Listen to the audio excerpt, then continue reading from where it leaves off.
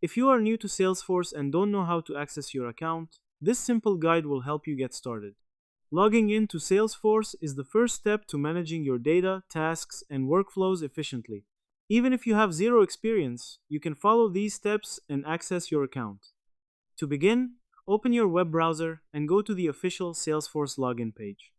You can do this by typing Salesforce login in Google or directly entering the URL login.salesforce.com for standard accounts.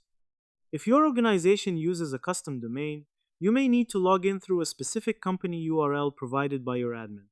Once you are on the login page, enter your registered email address or username in the first field. Then, type your password in the second field. Make sure your credentials are correct, as Salesforce is case sensitive. After entering your details, click on the Login button.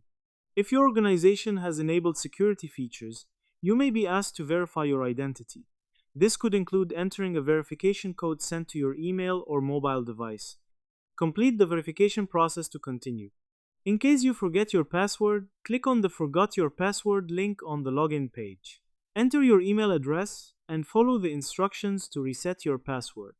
You will receive a link to create a new password and regain access to your account. Once logged in, you will land on the Salesforce dashboard or homepage. From here, you can navigate to different sections like Accounts, Contacts, Reports, and more using the App Launcher or menu bar. In short, logging into Salesforce involves opening the login page, entering your credentials, completing any verification steps, and accessing your dashboard.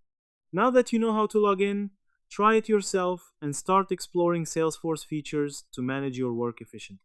If this helped, like, share, and subscribe for more quick tutorials.